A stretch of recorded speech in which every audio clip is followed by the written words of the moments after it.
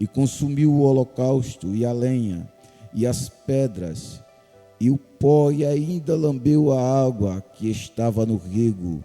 O que, vendo todo o povo, caiu sobre os seus rostos e disse: só o Senhor é Deus, só o Senhor é Deus. Queridos, o livro de 1 Reis, ele narra e fala sobre os reis de Israel. E de fato, nós sabemos que o legado de um rei era colocar o seu povo no lugar do topo, no centro da vontade de Deus. Todo rei que era escolhido por Deus para guiar o povo tinha que deixar um legado, e este legado passava-se de geração para geração. Este legado ocorria de pai para filho, de filho para outros filhos, e assim sucedia, conforme está escrito na sua palavra. Haja vista que a posse de um rei trazia também sobre ele a responsabilidade de carregar uma geração para perto de Deus. E nesta época, o reino de Israel, o rei Acabe, ouviu que os outros reinos estavam se fortificando com outras alianças. E como os reinos faziam aliança com outros povos, Acabe teve a ideia, a malícia e a astúcia de fortificar o reino de Israel, fazendo assim, pois, uma mistura do reino de Israel com o reino da Síria, o reino dos sidônios. E quando ele faz uma aliança, ele traz para si também usos e costumes diferentes para dentro do reino. Quando Acabe, ele faz isso, ele quebra uma aliança com Deus. Eis aqui a importância para aqueles que dizem que a política não faz parte do reino de Deus. Haja vista que tem muitos crentes que ignoram quando alguém da parte de Deus se elege. Eis aí o que dá a apostar em gente ímpio. Acabe, ele vai quebrar a aliança, vai se dispor da sua conduta, vai abrir espaço para mistura de culturas, e agora vai pegar, vai se aliar a um reino completamente pagão, e ele vai se casar com uma mulher chamada Jezabel, e Jezabel entra nesse cenário e vai transformar o reino de Israel em um reino apóstata. Israel agora vai ter que aprender a adorar outros deuses. Israel agora deixa seus usos e costumes, sua conduta, agora a sua aliança é quebrada. Deus não fala mais com Israel. Deus não se fala, não se relaciona com seu povo. Haja vista que esse reino, quanto mais o tempo passa, se contamina, se apodrece. É como uma corda dentro de uma água, com um tempo ela se apodrece. Mesmo sendo resistente, ela não suporta a frieza e a temperatura da água. Assim era o povo de Israel. O povo de Israel vai de mal a pior, e Acabe, ele vai cada dia mais a pior. Depois que ele faz aliança com Jezabel, tudo se torna pior. E eu abro um parênteses para você, querido ouvinte, que está ouvindo esta live, o programa Louvor e Palavra, para abrir um parêntese e entregar essa palavra nesta manhã. Cuidado com as alianças que você faz, cuidado com aquilo que você abre mão e se pressupõe e abre portas para entrar na sua vida. Eis aí a situação de quem abre mão de fazer as coisas para Deus e se aliar às coisas de Baal. Agora o sistema podre dos assírios, dos sidônios, oprime Israel. Israel deixa de ser agora príncipe, princesa, rei, para ser agora escravo de um sistema oposto, de uma conduta retumbante, de um sistema oposto àquilo do que Deus propôs para Israel. Agora a frieza entra e agora aparece Elias no cenário caótico. A Bíblia vai dizer que Elias entra na presença muitas vezes de Elias para dizer ao povo, para despertar a inocência, a conduta do povo e dizer: quem vocês adoram? Deus ou a Baal? Não pode cochear entre dois pensamentos. Mas o povo que estava oprimido pelo sistema não fazia somente a vontade do rei, mas a vontade daquela que se dizia rainha e que oprimia o povo. Mas havia no meio daquele povo profetas, homem de Deus, e eu pesquisando a história e procurei entender quando Elias fez o desafio aos 450 homens de Baal. Por que é que o altar estava vazio? Se ele tinha uma escola de profeta, se ele tinha homens de Deus ali, por que é que o altar estava abandonado? Por que é que só os altares de Azera, de Astarote, Baal estavam lotados de sacrifícios e de oferta de manjares? Era porque o povo que havia sido oprimido, que abandonou a aliança de Deus, estava frio, estava relaxado e não buscava mais a face de Deus. O altar estava lá, mas não havia intimidade. O altar estava lá, mas não havia nenhuma visita. O altar de Deus estava lá, mas não havia sacrifício. É por isso que quando Elias chega no contexto do desafio, o altar está quebrado, o altar está empoeirado, porque o sistema oprimiu Israel, e agora Israel, que era princesa, passou a ser escrava de um sistema que oprimia. Mas a voz de Deus é uma voz sensível, aquele que busca e que teme ao Senhor. A Bíblia vai dizer que Elias, enquanto o povo se apodrece diante do sistema, Elias ora, Elias continua debaixo da graça, e Deus continua com Elias mesmo na escassez. Mas chega um dia em que Elias profetiza dentro da casa de Israel, dentro do sistema, que não vai haver mais chuva, e por causa dessa profecia, Jezabel se une com seus profetas de Baal e persegue ao profeta. Aliança quebrada, povo quebrado, aliança quebrada, povo sem intimidade, aliança quebrada, povo distante de Deus, povo sem intimidade, povo que tem altar, mas o altar está vazio. Mas Elias entra no contexto da história como desafiante, como protagonista, como aquele que vai trazer de volta a intimidade para o povo de Israel.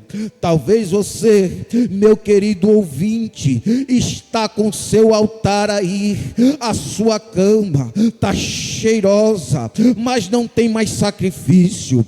Talvez você, meu querido ouvinte, está faltando intimidade. Nunca mais você ouviu a voz de Deus, nunca mais você sentiu o cheiro da presença do Senhor. Mas nesta manhã eu te convido, nesta manhã, a voltar ao altar de Deus que você abandonou e voltar a orar e fazer os princípios do Senhor. Mas escute, esse sistema foi tão grande, essa prova foi tão grande, que o profeta Elias chegou ao momento de se esconder dentro de uma caverna e dizer para Deus: o sistema que oprimiu a Síria me levou a grandes desafios, mas eu agora entendo que só eu restei como profeta diante dessa situação, porque os restantes dos profetas que haviam em Israel abandonaram os seus altares, abandonaram a sua intimidade, abandonaram o desejo de orar. Eles não têm mais aqueles que eu ensinei a orar, aqueles que eu ensinei que o único Deus era o Deus de Israel. Abandonaram, se esfriaram, e só eu fiquei. O Senhor tira Elias de dentro daquela caverna e fala com ele, que ainda tem joelhos que ainda não se dobraram diante de Baal, e que o sistema tinha vindo oprimido Israel, mas ele ainda tinha remanescentes fiéis. Eu abro nesse espaço de tempo para integrar, meu querido ouvinte, diante desse redemoinho, desse vendaval que o sistema oprime a igreja do século 21, que às vezes nós encontramos alguns crentes desanimados, alguns crentes desapontados com o sistema, com a opressão, com a fúria de como o anticristo vem desenfreado neste mundo. Mas eu abro um espaço de tempo para lhe dizer que ainda tem rabisco na terra, ainda tem remanescente que ainda ora e jejua diante da face do Senhor, ainda tem joelhos dobrados na terra que não se corromperam. Eu quero dizer para você, meu querido ouvinte, que você volte a orar, volte para o lugar de excelência, de intimidade, porque Deus ainda tem coisas grandes a fazer na sua história. Mas escute, o tempo passa e nós sabemos de tudo, que é o final da história, é o final triste. Porque é um final triste, porque Deus não queria aquilo para o povo de Israel. Precisava Deus colocar tudo no seu devido lugar, atrair Israel de novo a uma nova aliança, atrair de novo o seu povo para o seu coração. O desejo do povo de estar perto de Deus se esfriou. Como um escravo que trabalha e apanha o tempo inteiro e se cansa, Israel se cansou. Mas o nosso Deus, ele não se cansa. O nosso Deus, ele não desiste. O nosso Deus, o amor dele é tão grande que a Bíblia diz: se não fosse as misericórdias do Senhor, os nossos inimigos já teriam nos engolido vivo. Quando o caos entra dentro de Israel, Elias aparece. E dessa vez Elias, ele entra dentro desse caos fazendo um desafio. Pois Deus entendeu que só havia uma maneira de trazer o povo de volta.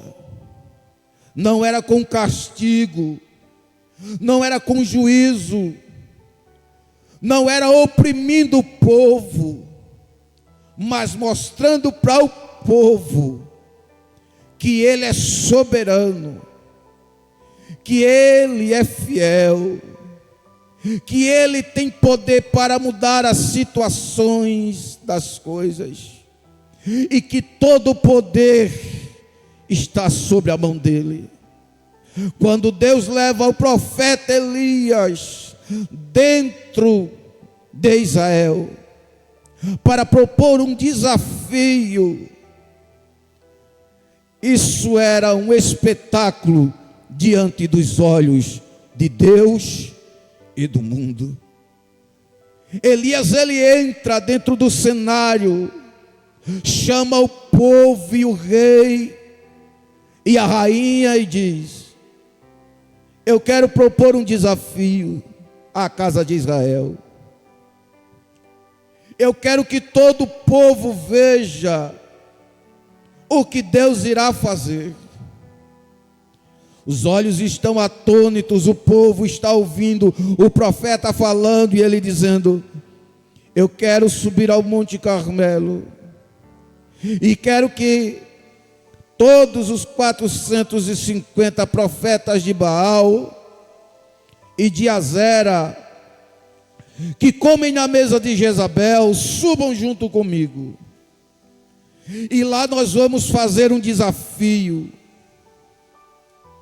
Você vai oferecer o seu sacrifício. Você vai invocar o seu Deus. E eu também, eu vou fazer o meu sacrifício. E vou invocar o meu Deus. E o Deus que responder com fogo, esse deve ser adorado. Porém, se o Deus de vocês não responder, devemos matar, exterminar todos os profetas de Baal e de Azera. Veja bem onde o profeta entra, num cenário improvável, um cenário que não dava para acreditar na vitória de um único homem, diante de 450 profetas de Baal e de Azera. Eu imagino os profetas que haviam abandonado o altar, diante daquela cena antagônica. Eu imagino os profetas de Azera, os 450, colocando seus manjares diante de Baal e de Azera, invocando o seu nome, rei, rainhas, príncipes e princesas. Eu imagino todo o povo contemplando o desafio no sol escaldante, e Elias esperando a sua vez, e o povo em silêncio, porque eles já haviam acostumado com o silêncio de não ouvir mais a voz do seu Deus. Quando termina o cenário dos profetas de Baal e de Azera, eles se cansam de invocar, e Elias debocha dizendo: invoquem mais. Talvez ele esteja dormindo. Eu dou mais tempo a vocês.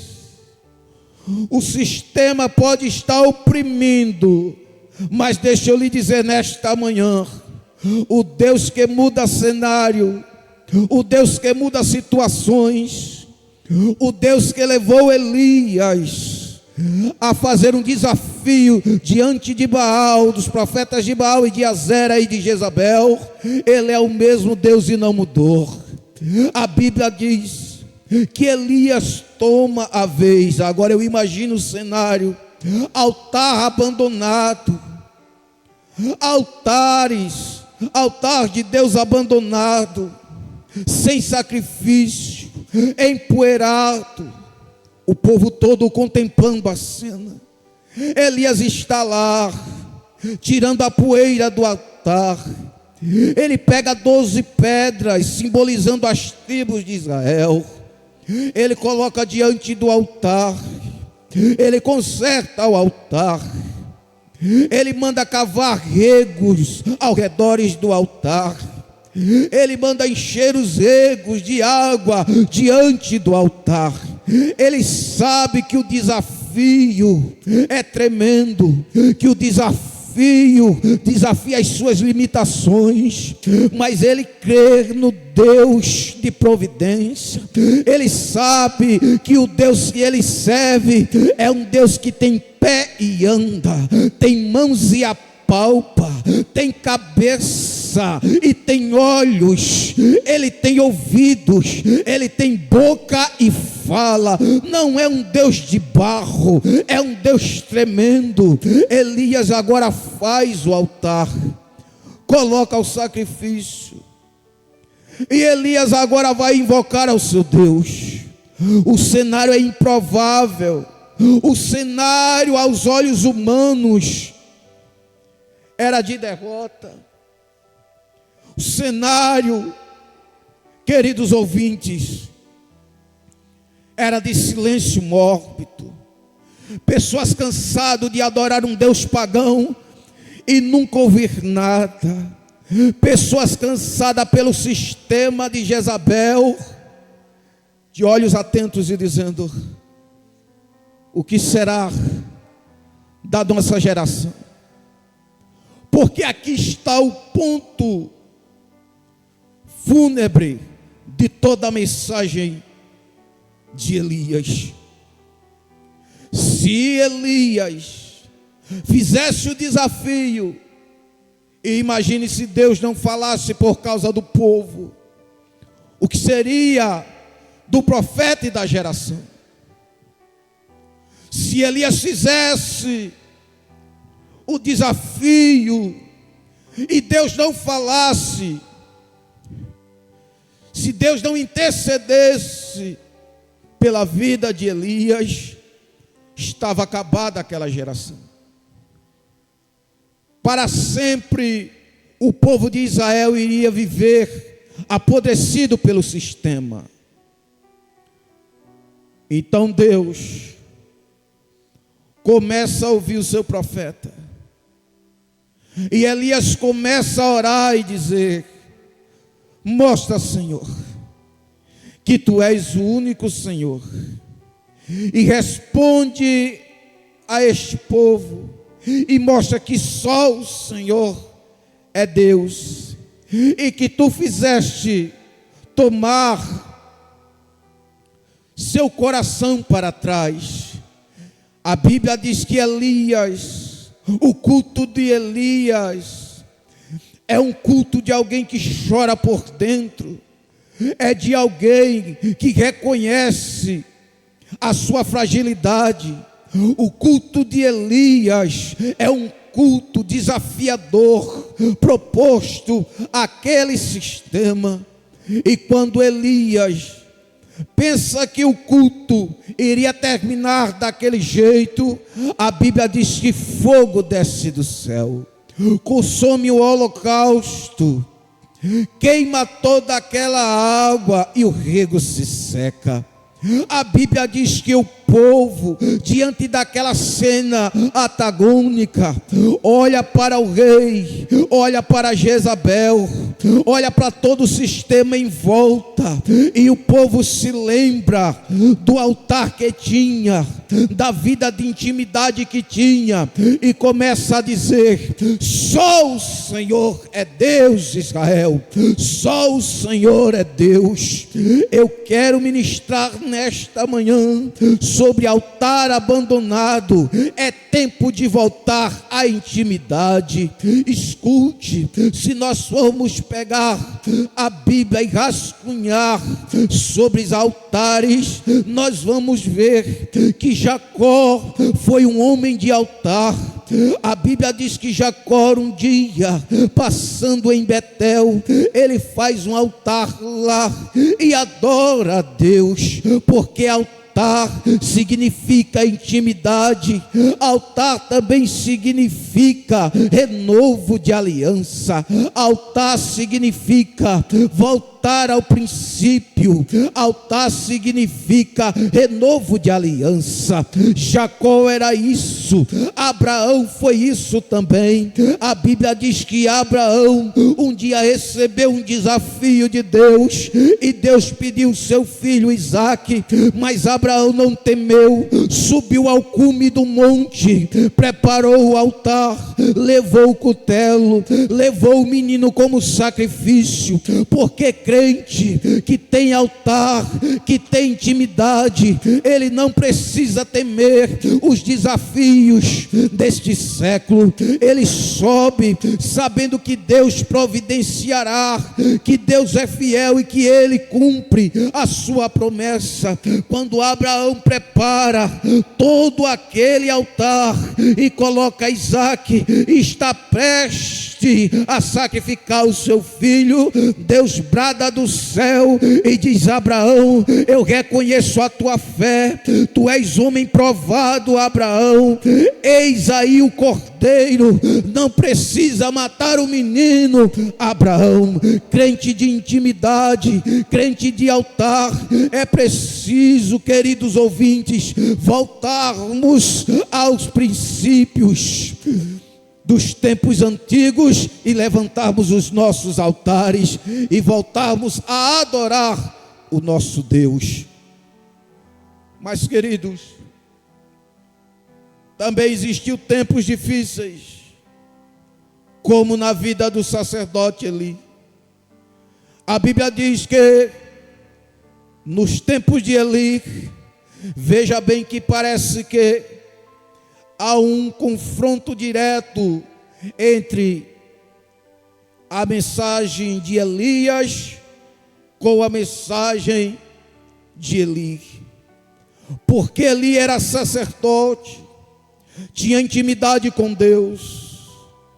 Mas nós vamos ver que lá no livro de 1 Samuel, a Bíblia vai dar um recado e deixar bem claro que na época de Eli, o silêncio entrou, a frieza entrou, e por onde ela entrou, cooperador Márcio, ela entrou pelo pecado dos filhos de Eli.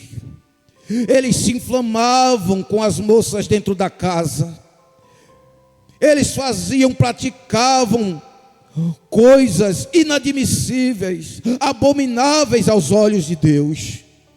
E isso levou ao sacerdote Eli as suas lamparinas escurecer.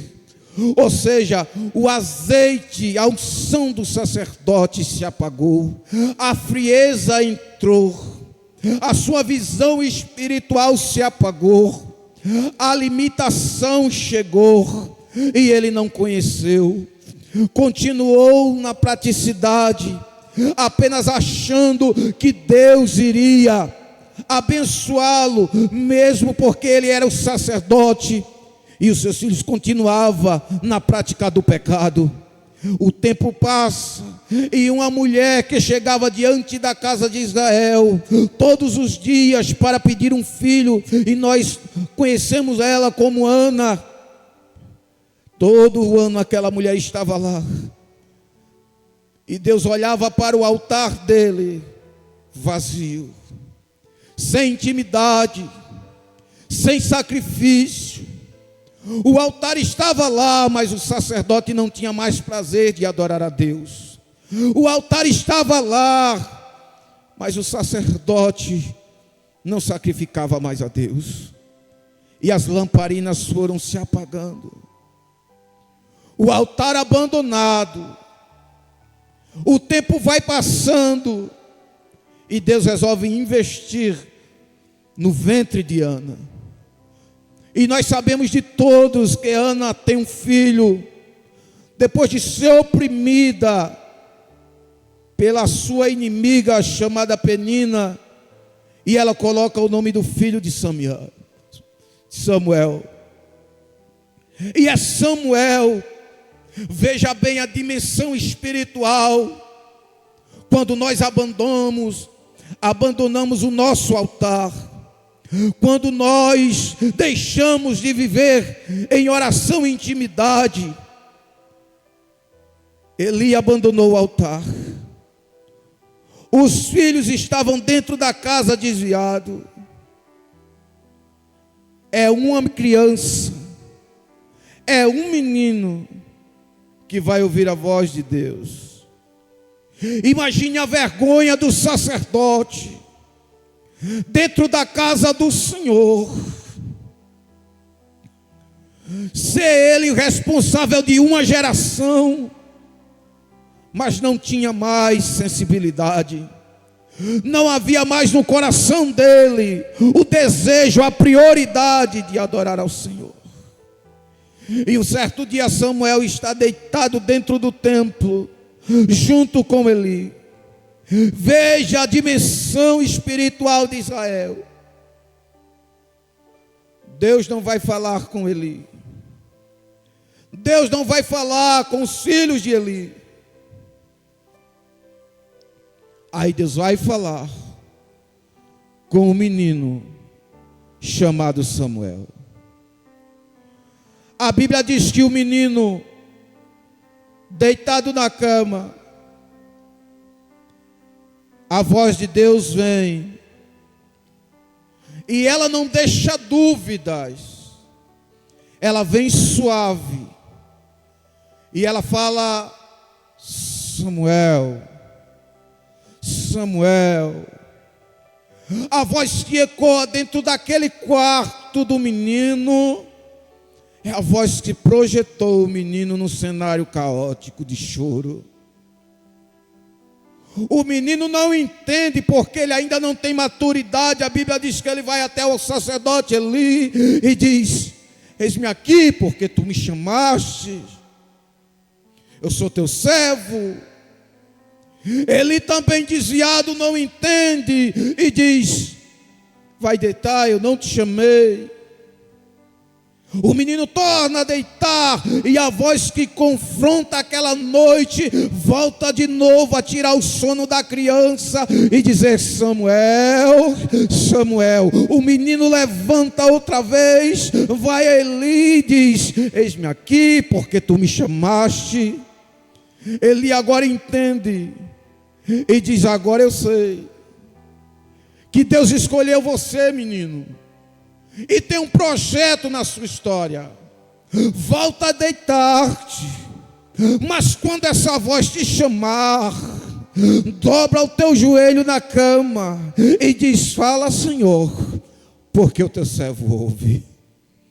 A Bíblia diz que Samuel volta para a cama, e a mesma voz que confrontou o menino por 2 vezes volta de novo e diz: Samuel, Samuel. O menino agora faz diferente, dobra o joelho na cama e diz: fala, Senhor, porque o teu servo ouve.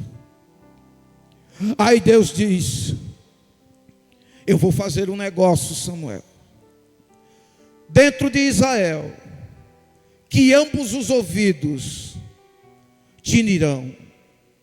Eu vou fazer algo extraordinário dentro desta casa.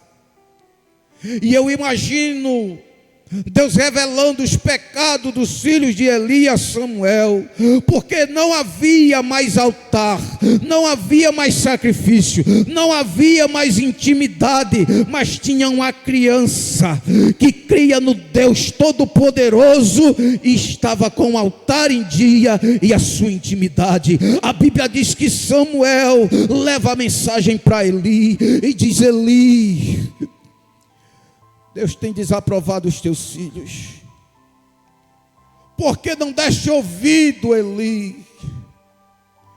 Eli, essa geração está contaminada, está desaprovada, Eli. Teus filhos não respeitam o santuário do Deus Altíssimo. Os teus filhos, Eli, estão inflamando as meninas dentro da casa do Senhor. Imagine o sacerdote receber correção de uma criança. A Bíblia diz que o menino diz: Eli, O altar que você fez, ele está lá abandonado, sem sacrifício, Eli. As lâmpadas estão apagadas do candelabro, Eli. Não tem ninguém para colocar o azeite lá, Eli. Queridos, se nós pegarmos o contexto dessa mensagem, nós vamos respaldar ela neste século que estamos vivendo. Não é diferente no tempo em que estamos vivendo. Se nós permearmos as ondas via internet, Facebook, YouTube, cada onda que nós entramos, cada página que frequentamos, nós vamos ver uma onda de escândalos, de sacerdotes, de levitas, de profetas. Cada um que entra é pior do que o outro, mas eu creio que ainda há gente, ainda há rabisco que não se corrompeu nessa geração. Ainda tem gente pequeno que não tem fama, que não aparece na internet, que não tem muita mensagem bíblica, mas ele tem caráter, tem dignidade. Ele não tem fama, mas ele não se dobra diante do sistema. Ele não tem tanta capa, mas ele tem caráter. Eu vou dizer a mensagem desta manhã para você que está ouvindo, meu querido ouvinte: volta para o teu altar, volta depressa, volta, porque Deus tem urgência de levantar uma geração que tenha caráter, que tenha dignidade, que tenha intimidade e principalmente tenha sacrifício diante do Deus Todo-Poderoso. Esta geração precisa ser impactada não por pregadores famosos, porque de vez em quando eu ligo o YouTube e a gente vê as mensagens, é uma melhor do que a outra. As mensagens são impactantes. Pessoas que estudaram, fizeram faculdade, se formaram, se prepararam para o chamado. Eles têm eloquência, ele sabe o hebraico, o aramaico, ele conhece o Talmud, ele sabe da cultura, ele entende do cronograma da Bíblia, ele sabe de Azer. Mas o problema não está em conhecer, está no viver, no crer, no caráter. Se existe uma mensagem que pode impactar o mundo e pode mudar uma geração, não é a pauta do conhecimento, mas é o caráter. O maior testemunho de um crente pode dar para uma sociedade não é o seu conhecimento, o seu canudo, é o seu caráter, seu testemunho de vida. Eu conheci um presbítero na minha época de novo convertido. Ele não tinha tanto conhecimento da Bíblia, ele não sabia de Azer, ele não sabia o hebraico, o aramaico, não. Ele sabia para o mode, para onde. No livro de Êxodo ele lia Exodo. E nós ia para lá só para mangar, só para rir das suas pronúncias. Mas a conduta daquele homem deixava um legado para a geração. A conduta daquele homem fazia os jovens daquela época dizer: rapaz, o presbítero fulano de tal tem um caráter ímpar. A gente não vê escândalo, não tem mancha.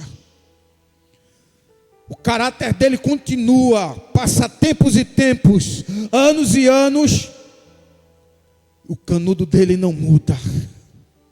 Mas nós vivemos um tempo de uma geração que ela procura se apoiar em gente famoso, em gente que tem canudo, tem diploma, tem fama, mas não tem caráter. O problema da geração do século 21 é se espelhar demais em A e Z, mas não tem base, não tem estrutura. E como uma geração dessa vai ficar de pé?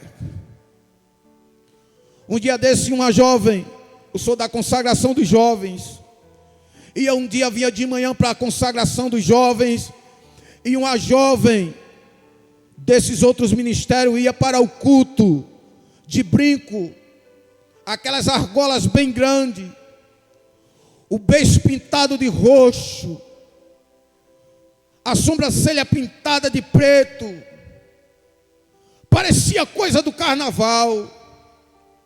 E eu, por conhecer ela, eu ia passando e peguei na mão dela: paz do Senhor, serva do Altíssimo. E ela olhou para mim: a paz do Senhor. E eu disse: o que é que está acontecendo? Disse: por que, irmão Márcio?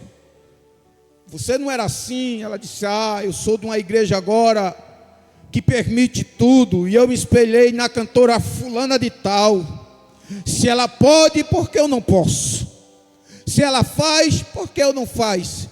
Eu sou melhor do que ela em quê? Eu disse: minha querida, esse é o problema da nossa geração. Se espelhar em alguém que tem fama, tem canudo, mas não tem caráter. Ela tem uma agenda lotada, mas não tem caráter. Ela anda semeando, até parece a palavra do Senhor, mas não gera transformação. O mal dessa geração do século 21 é olhar para os alvozes do eco da fama. Eu sempre digo, quando às vezes sou convidado a pregar numa certa denominação, eu sempre digo: nunca se espelhe no pregador que foi convidado, porque o pregador ele vem e vai embora, mas quem fica é o dirigente, ele permanece. Se espelhe em quem está, lá, porque ele vai lhe dar a base. O pregador ele vem, mas vai embora. É o momento dele, mas o pastor ele fica.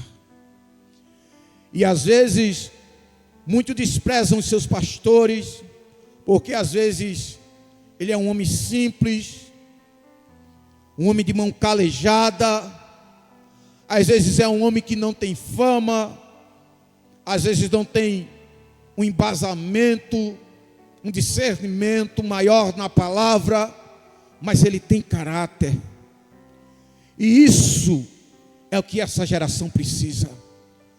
Nós não precisamos de fama, precisamos de gente com caráter. Se nós pegarmos os nossos antepassados, eu não sou saudosista, mas eu me lembro que nós não precisávamos de gente famosa para causar avivamento. Nós não precisávamos de gente capacitada para trazer a presença do Todo-Poderoso. Nós precisávamos de pessoas pequenas, sem muito canudo, sem muito estudo. Eles pegavam o microfone com tanta humildade e tanta simplicidade, mas quando eles começavam a louvar, a adoração subia, incomodava o coração de Yahvé e trazia a presença para o meio da casa. Nós não precisávamos de muita coisa, nós só precisávamos de gente com intimidade com o Todo-Poderoso. São 10h30, eu já concluí a minha mensagem e quero dizer para aqueles que estão me ouvindo: seu altar está vazio, mas ainda dá tempo de voltar. Volte depressa, porque Deus quer falar com você. Desde já eu agradeço.